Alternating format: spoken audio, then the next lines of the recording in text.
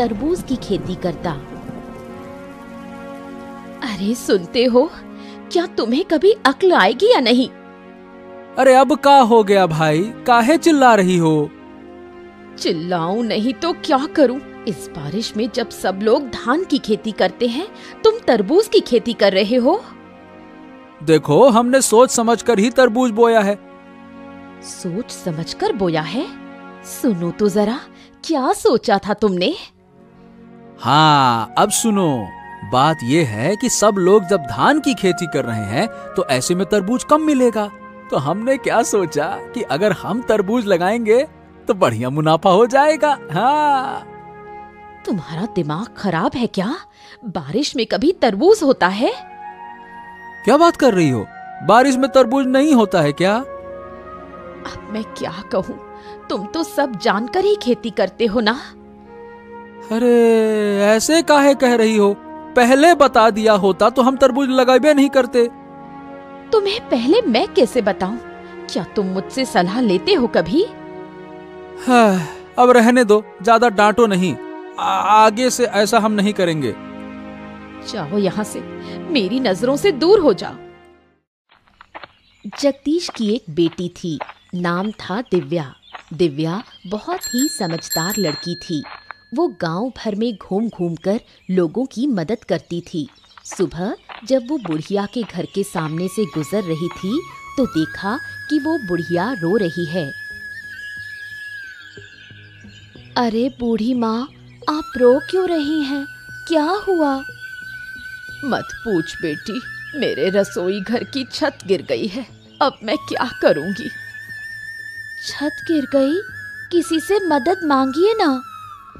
कई लोगों से मांगी, पर कोई मदद करने को तैयार नहीं। क्या मदद करने से कोई नुकसान हो जाता? रुको, मैं देखती हूँ क्या किया जा सकता है। बूढ़ी माँ, अब आप दूसरे सिरे को पकड़ो, मैं ऊपर उठाती हूँ। छत ऊपर चढ़ा देंगे। दोनों के प्रयास से छत वापस जगह पर लग जाती है। बुढ़िया बहुत खुश हो जाती है। वाह, तेरी अक्ल तो कमाल की है। तेरी वजह से मेरा रसोई घर ठीक हो गया। मैं हूँ ना माँ, जब भी जरूरत हो बस मुझे बुला लेना। खुश रहो बेटी, सदा सुखी रहो। हाँ माँ, आप लोगों की दुआओं की वजह से ही मैं अच्छी हूँ। अब चलती हूँ, माँ चिंता कर रही होगी। ठीक है बेटी, ध्यान से जाना। हर दिन ऐसे कामों के लिए दिव्या को माँ की डांट सुननी पड़ती है। आज भी कुछ अलग नहीं हुआ। ठहर जा, वहीं खड़ी रह। बता, कहाँ गई थी तू पूरे दिन? माँ, मैं थोड़ी देर गांव में घूमने गई थी। तुम जानती हो, मैं घर पर ज्यादा नहीं रहती। यही तो पूछ रही हूँ कि तू घर में क्यों नहीं रहती? क्या तुझे घर का कोई काम नहीं? घर का काम करने के लिए तो आप हो ही। मैं तो गांव वालों के काम में मदद करती हूँ। गांव वालों के काम करके तुझे क्या मिलता है? माँ, मुझे उनका प्यार और आशीर्वाद मिलता है। लोगों की मदद करने से बहुत सुकून मिलता है। बस कर, छोटी सी उम्र में इतनी बड़ी बड़ी बातें। अभी 15 साल की है और बात करती है जैसे 80 की बुढ़िया हो। रहने दो माँ, आज मत डांटो ना। तेरे बाप बेटी को लेकर मैं बहुत परेशान हूँ। एक है बहुत बेवकूफ, दूसरा बहुत चालाक। जरूर पापा ने फिर कोई बेवकूफी की है, उसी का गुस्सा मुझ पर निकाल रही हो। क्या करूं मैं? तू खुद देख घर की हालत। गांव के इतने लोगों की समस्या हल कर दी, अब तक पापा को ठीक नहीं कर पाई। क्या कहूं, मेरी तो किस्मत ही फूटी है, तभी तो तेरे बाप के घर आई। अच्छा, अब मुझे खाना दो, बहुत भूख लगी है। दिव्या कभी अपनी माँ की बातों को गंभीरता से नहीं लेती। उसे गांव के अच्छे कामों में ही सुकून मिलता है।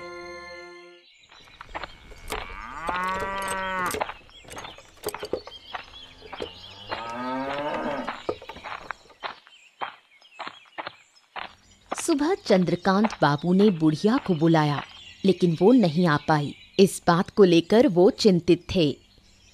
क्या हुआ बुढ़िया? मैंने तो तुझे सुबह बुलाया था ना, तू अब आ रही है? क्या मेरी बात की कोई कदर नहीं है क्या? ऐसी कोई बात नहीं बाबूजी। दरअसल मैं थोड़ी परेशानी में पड़ गई थी।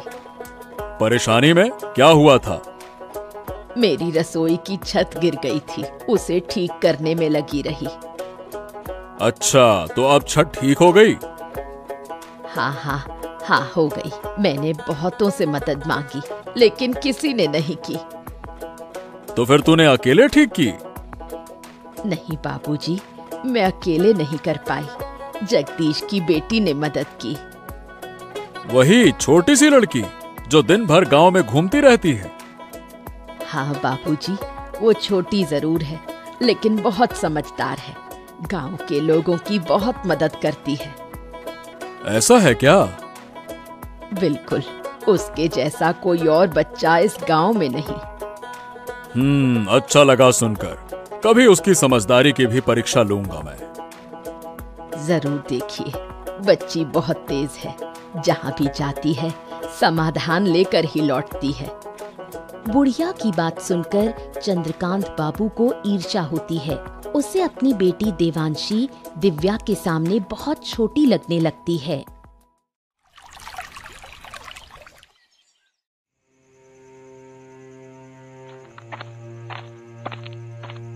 सुनो बेटी, तू जगदीश की उस छोटी लड़की को जानती है? किसकी बात कर रहे हो? उस दिव्या की? हाँ, उसी लड़की की बात कर रहा हूँ। जानती है ना तू? हाँ, नाम और चेहरे से जानती हूँ, लेकिन कभी आमने सामने बात नहीं हुई। अरे बेटा, लोग कह रहे हैं कि वो बहुत ही समझदार है। पूरे गांव की समस्या वही लड़की हल करती फिरती है। क्या कह रहे हो पिताजी? ये कैसे हो सकता है? उसकी उम्र ही कितनी है? ऐसा है क्या? अब मुझे भी तो बड़ा अजीब ही लग रहा है, लेकिन जो कुछ लोगों से सुना है, अब देखो वो झूठ नहीं लगता। लोग उस लड़की की तारीफ कर रहे हैं। तारीफ कर रहे हैं कि क्या बात कर रही हो? ऐसा लग रहा है जैसे उसके गुणों का बखान कर रहे हैं। मैं भी देखना चाहती हूँ कि वो कितनी होशियार है। अब गरीब घर में जन्मी है, उसमें भला इतनी अकल आ कहां से गई? अगर वो मुझसे ज्यादा समझदार निकली तो उसे इस गांव में नहीं रहने दूंगी। इस गांव की सबसे समझदार लड़की सिर्फ मैं ही रहूंगी। ठीक है बेटी, अब देखो तुम गुस्सा मत करो। मैं देखता हूँ क्या किया जा सकता है। चंद्रकांत बाबू सोच में पड़ जाते हैं, कैसे दिव्या को इस गांव से बाहर निकाला जाए। बात है, देवांशी गांव में घूमते हुए तालाब के किनारे दिव्या को खड़ा देखती है। उसके मन में एक शैतानी योजना आती है। अरे, तुम दिव्या हो ना, जगदीश काका की बेटी? हाँ, मेरे पापा का नाम जगदीश है। तुम कौन हो? ओहो, तुम मुझे पहचानती नहीं? मैं चंद्रकांत बाबू की बेटी हूँ। ओह, तुम चंद्रकांत बाबू की बेटी हो। तुम्हारे बारे में बहुत सुना है, लेकिन कभी देखा नहीं।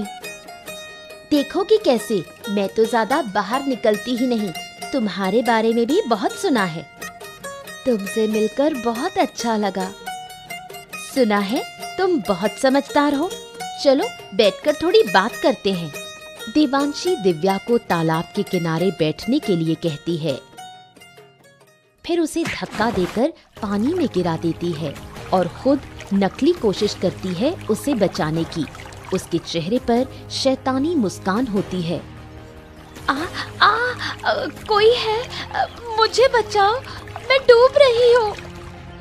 अरे, तुम गिर गई? कैसे? मुझे तो तैरना नहीं आता। दिव्या हाथ पांव मारती है और एक पेड़ की डाली पकड़कर खुद को बाहर निकालती है। तुम ठीक तो हो ना? हाँ, मैं ठीक हूँ। अब मैं घर जा रही हूँ।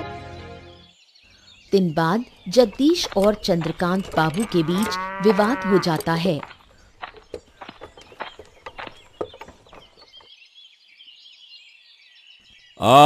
क्या हाल है जगदीश?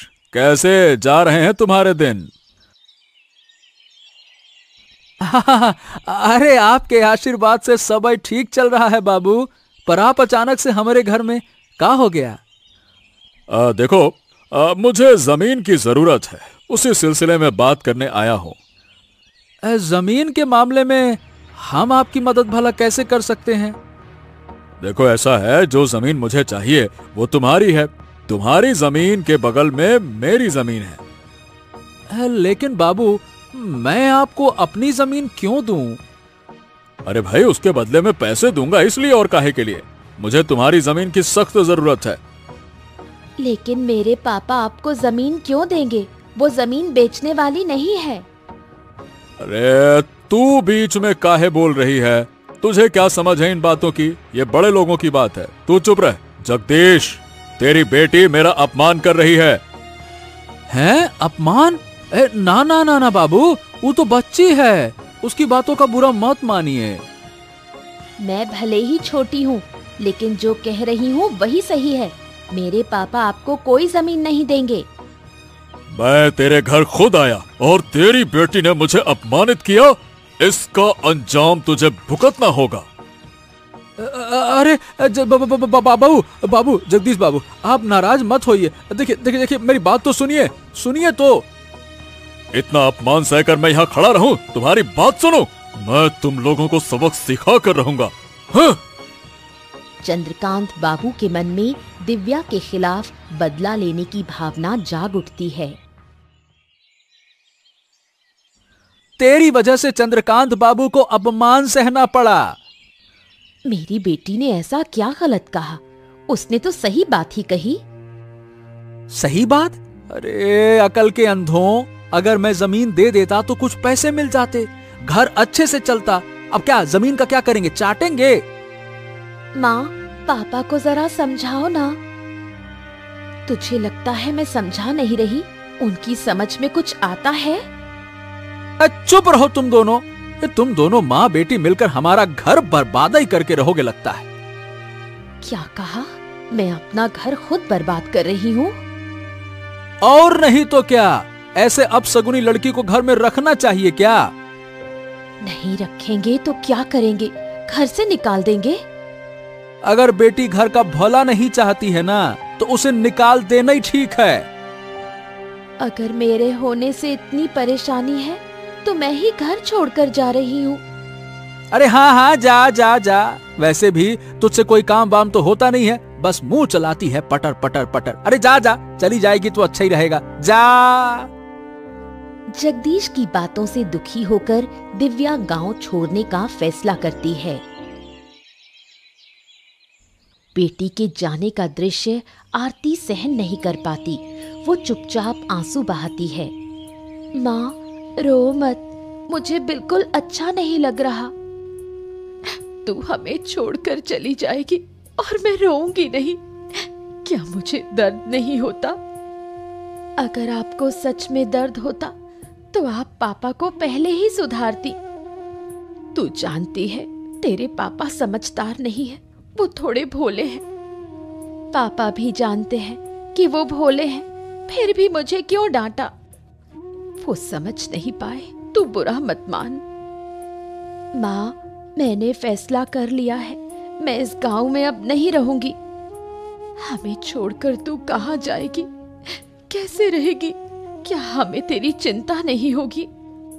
चिंता का कोई फायदा नहीं माँ, मैं अपना रास्ता खुद बना लूंगी, मैं ठीक रहूंगी। मत जा बेटी, मत जा, मुझे छोड़कर मत जा, मैं तेरी माँ हूँ। एक दिन लौट कर आऊंगी माँ, और तेरे सारे दुख दूर कर दूंगी।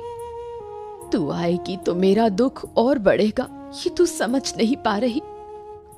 माँ, मैं जानती हूँ संतान को खोने का दर्द क्या होता है, लेकिन मुझे जाना ही होगा, मुझे मत रोको। सुन बेटी, मत जा, लौटा। कई साल बीत जाते हैं। चंद्रकांत बाबू जगदीश को बेवकूफ बनाकर उसकी सारी जमीन धीरे धीरे हड़प लेते हैं। देखो जगदीश, अब तुम्हारे पास कोई जमीन बाकी नहीं बची है। तुम सारी जमीन हमें बेच चुके हो। अब क्या कहें बाबू, बेचते बेचते पूरी जमीन बिक गई पता ही नहीं चला। अब हमारी जमीनें खत्म हो गई, क्या करें? अरे सुनो तो इसे, ऐसे कह रहा है जैसे पूरे गांव की जमीन ही दे दी हो इसने। अब जब सब कुछ बेच ही दिया है तो आप फिर मेरे पास क्यों आए हैं? क्या सब कुछ? अरे भाई, क्या तुम सब कुछ का मतलब समझते हो? अरे बुड़बक, उस सब कुछ में तुम्हारा एक घर भी शामिल है। हैं? ये क्या कह रहे हैं बाबू? मैंने ये घर भी आपको बेच दिया क्या? मुझे तो ऐसा कुछ याद नहीं आ रहा। याद नहीं आ रहा? अरे जरा ध्यान से सोचो, आखिरी बार जब पैसे लिए थे ना, तब कुछ ज्यादा ही लिए थे।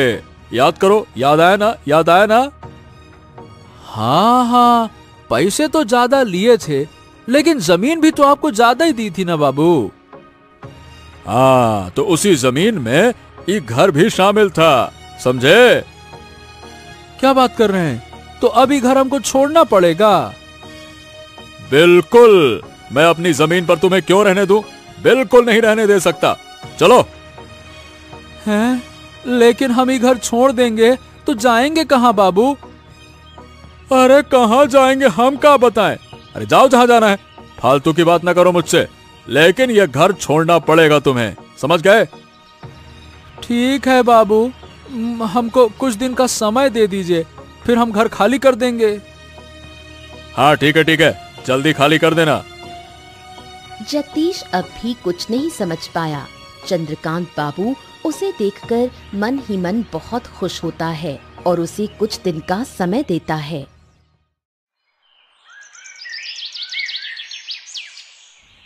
जगदीश गहरी सोच में पड़ जाता है। उनका अंतिम सहारा भी अब खत्म हो चुका है। मैंने तुम्हें बार बार कहा था उस चंद्रकांत बाबू के साथ मत घूमो, लेकिन तुमने मेरी एक भी बात नहीं मानी। अरे हमको क्या पता था? अरे गिन्नी, अगर पता होता तो मैं उसके साथ उठता बैठता क्या? तुमने नहीं समझा, ये ठीक है, लेकिन जब जब मैंने समझाने की कोशिश की, तुमने मुझे ही चुप करा दिया। अरे हमको कभी अंदाजा ही नहीं था कि हमारे साथ ऐसा हो जाएगा। तुम्हारी वजह से मैंने अपनी बेटी को खो दिया। वो तो शुरू से ही विरोध कर रही थी।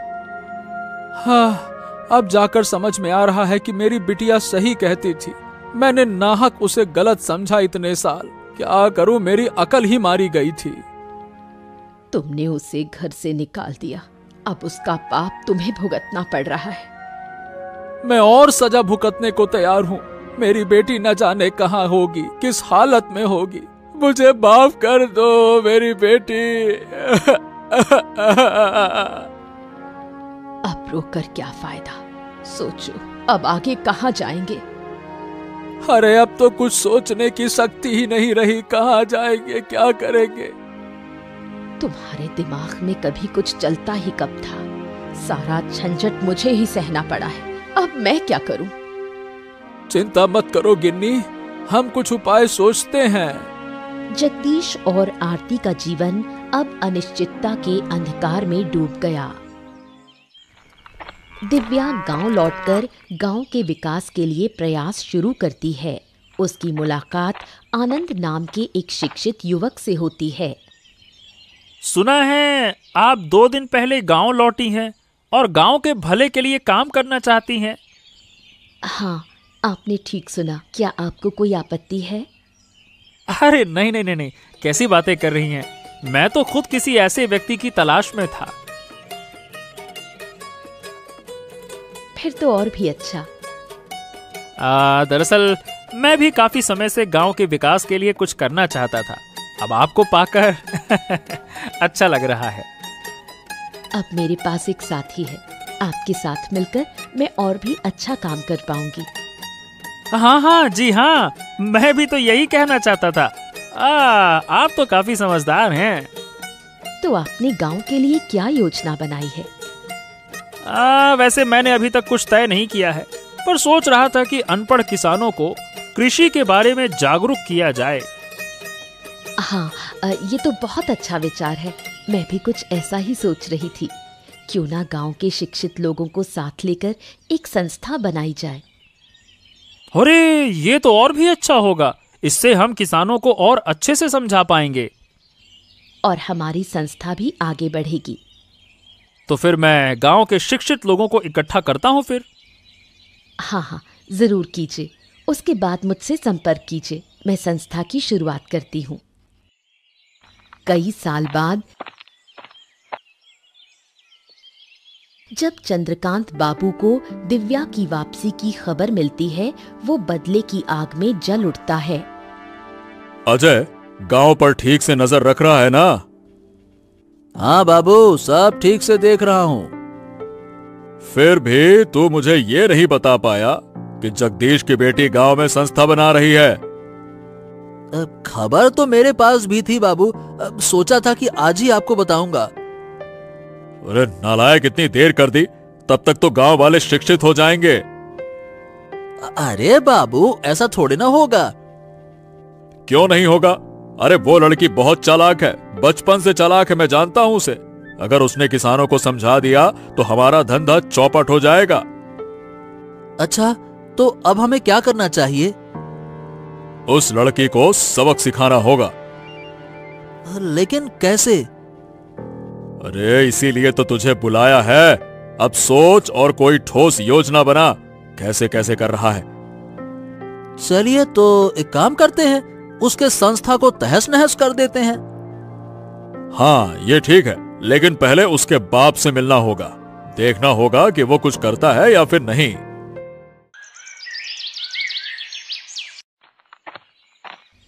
जब चंद्रकांत बाबू जगदीश के घर पहुंचे तो जगदीश थोड़ा डर गया।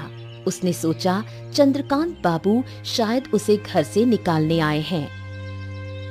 प्रणाम प्रणाम बाबू, आइए आइए आइए, अंदर आइए, बैठिए बैठिए बैठिए।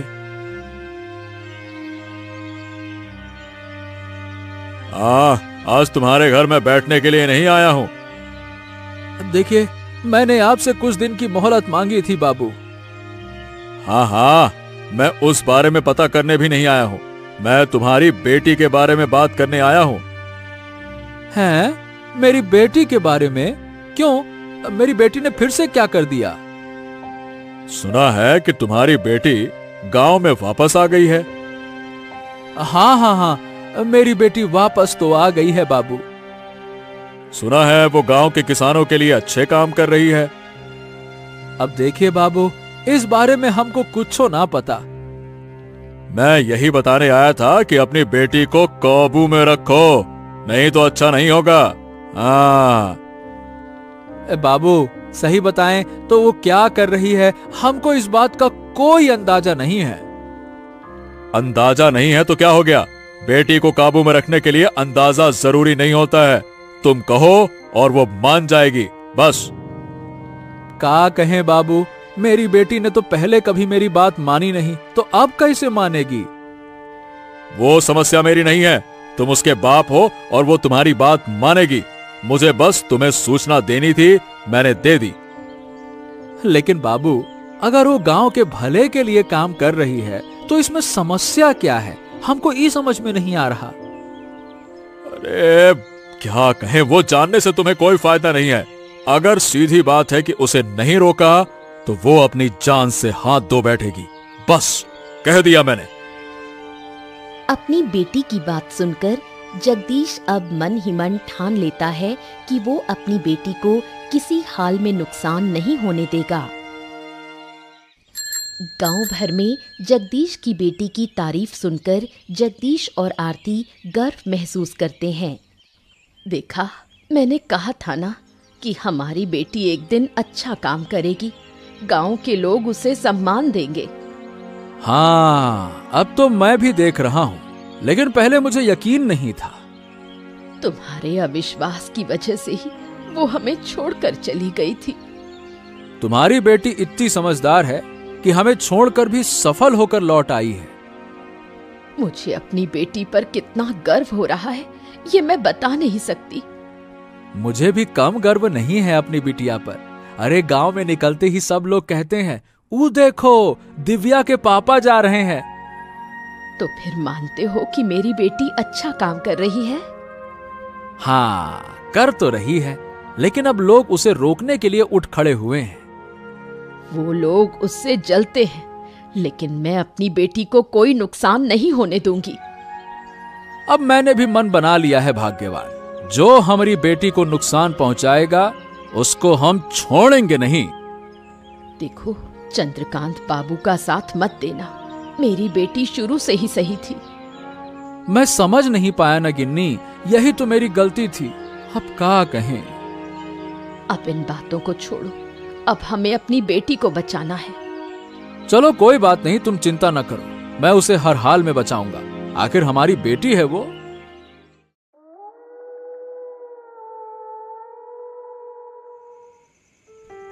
दूसरी ओर चंद्रकांत बाबू और अजय ने चालें चलनी शुरू की। सुन अजय, इस बार योजना मजबूत होनी चाहिए। वो लड़की बहुत चालाक है। सिर्फ चालाक नहीं, वो बहुत होशियार भी है। हम कुछ भी करें वो अपनी समझ से बच निकलती है। इसलिए तो कह रहा हूं, इस बार सख्त तैयारी होगी।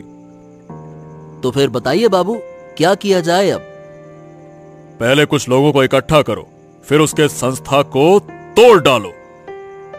तो चलिए बाबू, कल ही हमला करते हैं। हाँ, कल ही करना होगा, अब और देर नहीं की जा सकती।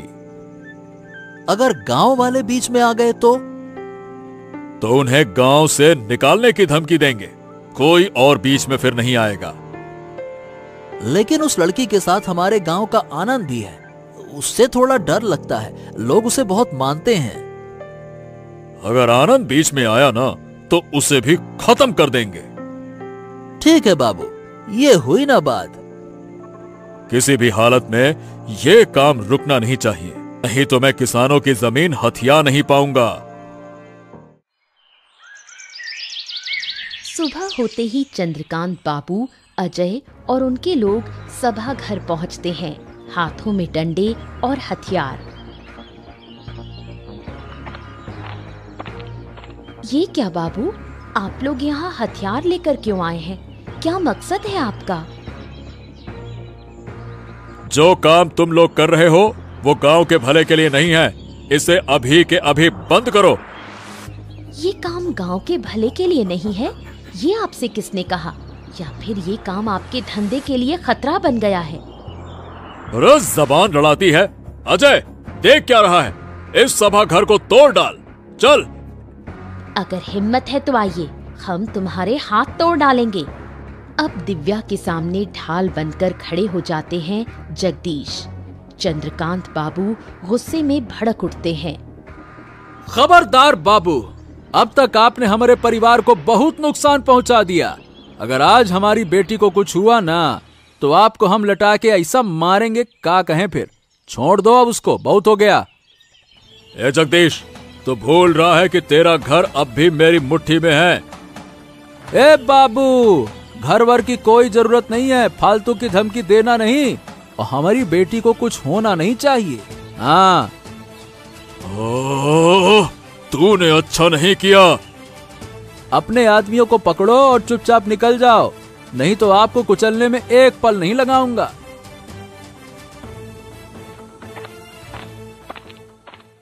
ए बेटा, हमका माफ कर दे, हमने तुम्हें अपनी बेटी नहीं समझा।